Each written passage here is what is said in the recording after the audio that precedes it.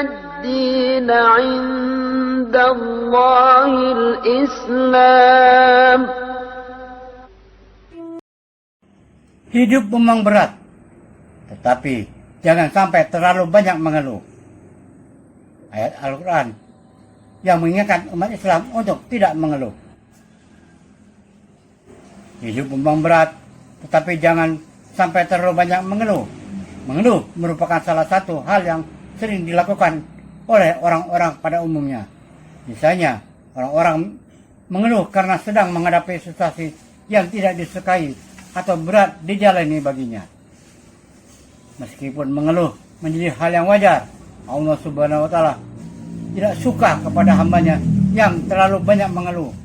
Seharusnya umat Islam harus tetap tabah dan berkhusnuzon dalam menghadapi situasi apapun, termasuk kondisi yang menyulitkan. Ya, ajaran Islam memang melarang umatnya untuk mengeluh, terutama mengeluh kepada manusia, karena dianggap sebagai bentuk tidak bersyukur dan kurangnya kesabaran dalam menghadapi cobaan Allah. Lebih menyukai hambanya yang sabar dan bersyukur dalam segala keadaan. Mengeluh sebagai bentuk rasa tidak bersyukur. Mengeluh terutama ketika menghadapi kesulitan menunjukkan bahwa kita tidak puas dengan pemberian Allah yang kurang bersyukur atas nikmat yang telah diberikan. Allah lebih menyukai hamba yang sabar. Dalam ajaran Islam, bersabar dan bersyukur dalam menghadapi cobaan adalah sikap yang sangat dianjurkan. Mengadu kepada Allah. Islam mengajarkan umatnya untuk mengadu segala kesulitan kepada Allah, bukan kepada manusia. Mengadu kepada Allah adalah bentuk penghambaan dan mengakui bahwa hanya Dia yang mampu memberikan solusi. Hadis tentang larangan mengeluh. Ada hadis yang menyebutkan bahwa barang siapa yang suka mengadukan sulitnya kepada manusia, maka seolah-olah ia mengadukan Tuhannya kepada manusia tersebut. Pentingnya bersyukur. Allah Subhanahu wa Ta'ala berfirman dalam Al-Quran surat Al-Ma'arij ayat 19-25 yang menjelaskan bahwa manusia diciptakan bersifat keluh kesah lagi kikir. Sulit menghadapi salat ini adalah dengan melaksanakan salat dan bersyukur atas nikmat Allah. Manfaat mengadu kepada Allah. Mengadu kepada Allah bisa mendatangkan ketentraman hati dan solusi atas masalah yang dihadapi.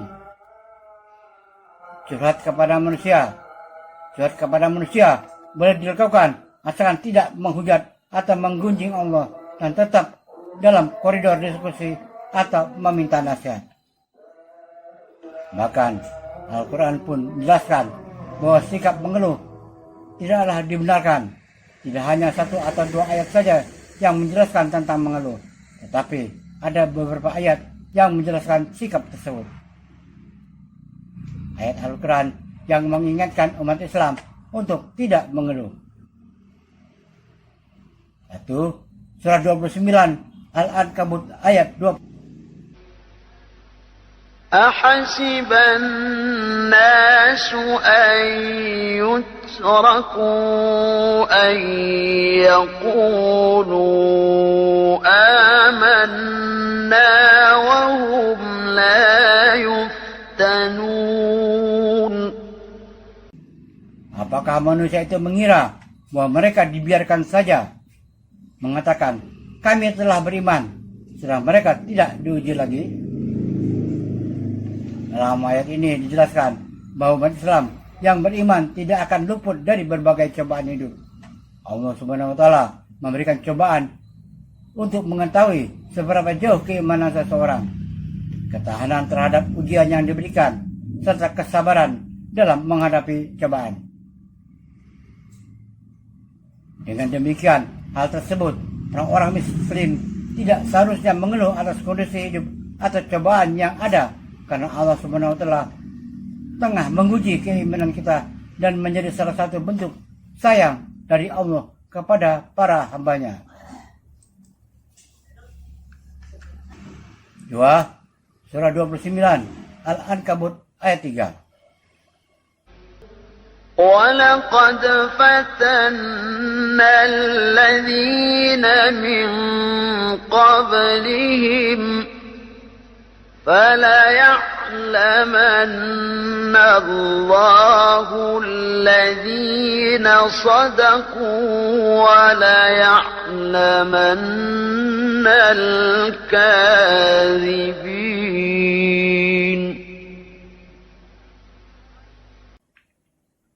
Dan sesungguhnya kami telah menguji orang-orang sebelum mereka. Maka sesungguhnya Allah mengetahui orang-orang yang benar, dan sesungguhnya Dia mengetahui orang-orang yang dusta. Mirip dengan surat yang sebelumnya, dalam surat Al-Ankabut ayat 3 dijelaskan bahwa orang-orang yang beriman akan tetap berpegang teguh terhadap keimanan dan kesabarannya. Dan tentu saja prinsip berpegang teguh ini tidak diiringi dengan sikap yang selalu mengeluh. 3. Surah 2 Al-Baqarah ayat 285. آمن الرسول بما أنزل إليه من ربه والمؤمنون كل آمن بالله وملائكته وكتبه ورسله لا نفرق بين أحد من رسله وقالوا سمعنا وأطعنا غفرانك ربنا وإليك المصير.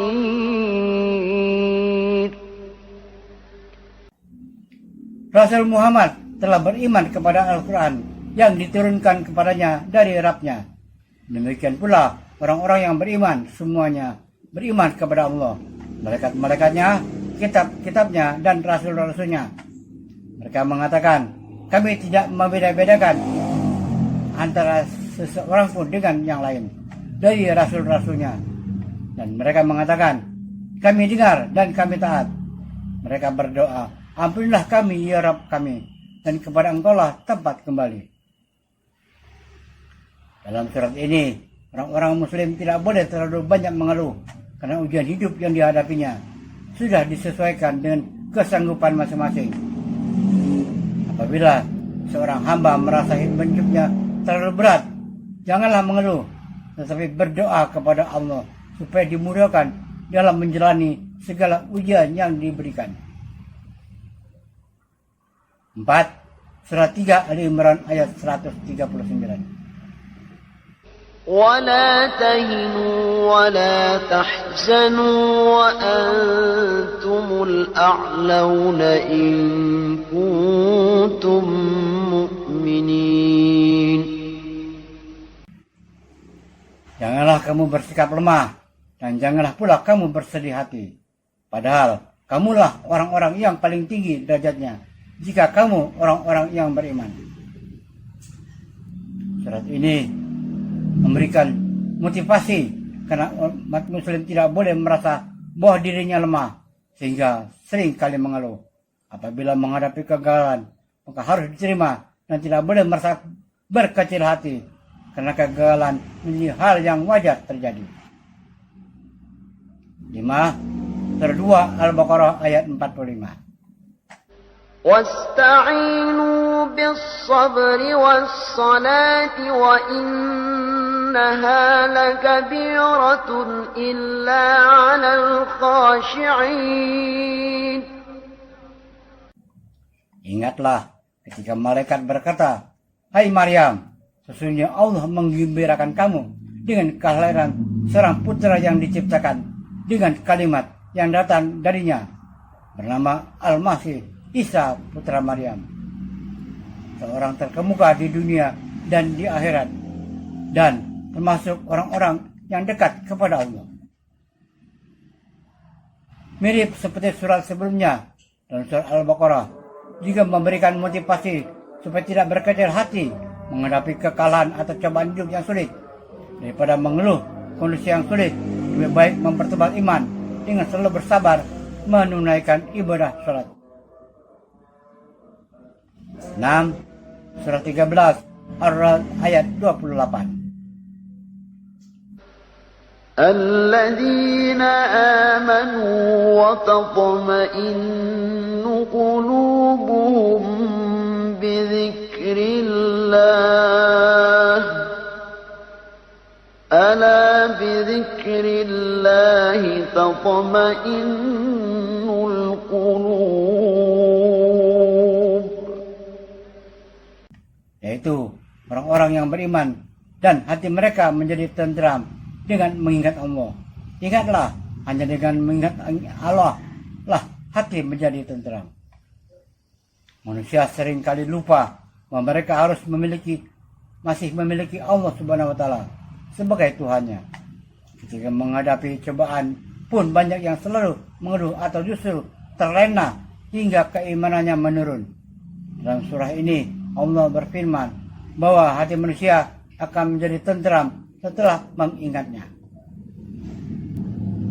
7. Surah 12 Yusuf ayat 87. يا بني يذهبوا فتحسسوا من يوسف وأخيه ولا تيأسوا من روح الله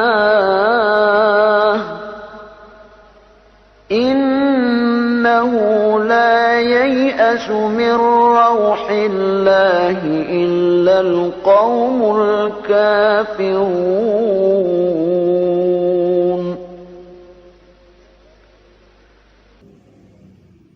Hai anak-anakku, berilah kamu, maka carilah berita tentang Yusuf dan saudaranya, dan jangan kamu berputus asa dari rahmat Allah.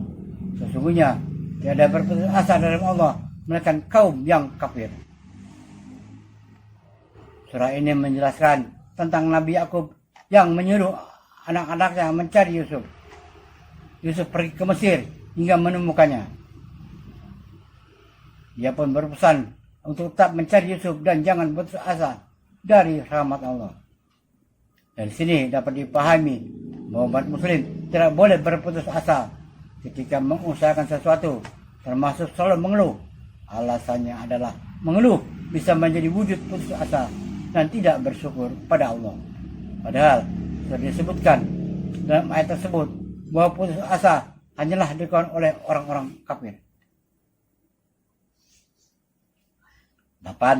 Surah 4 An-Nisa ayat 79.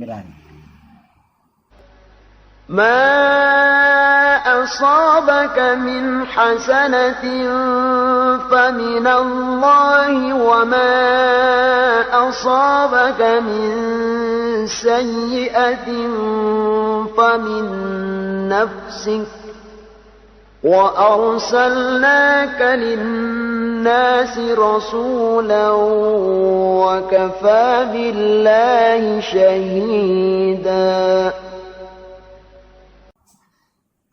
Apa saja nikmat yang kamu, Muhammad, peroleh adalah dari Allah.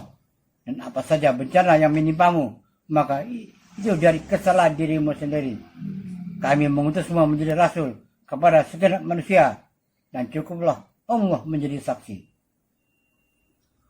Ibnu Qayyim rahimahullah berkata dalam kitab beliau Al-Fawaid, orang yang bodoh adalah orang yang mengeluh tentang Allah pada manusia.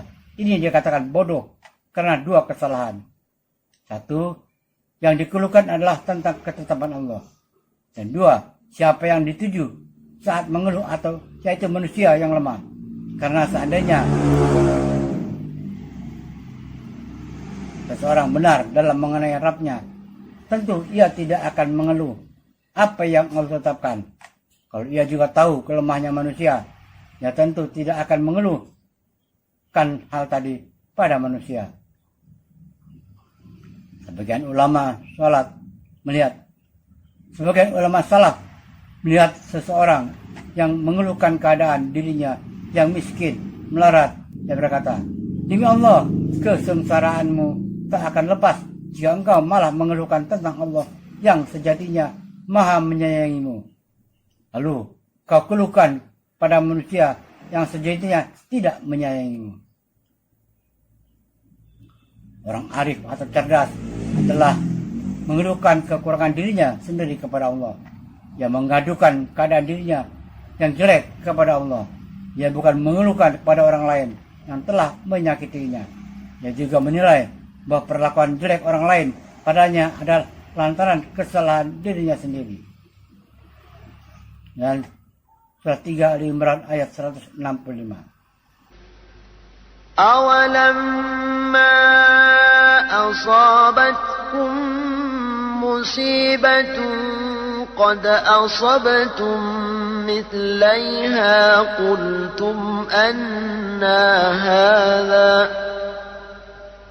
قُلْ هُوَ مِنْ عِندِ أَنفُسِكُمْ إِنَّ اللَّهَ عَلَىٰ كُلِّ شَيْءٍ قَدِيرٌ.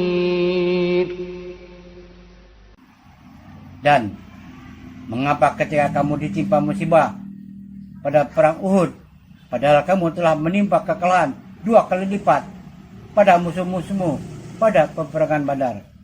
Kamu berkata, dari mana datangnya kekalahan ini? Katakanlah, itu dari kesalahan dirimu sendiri. Sesungguhnya Allah Maha Kuasa atas segala sesuatu.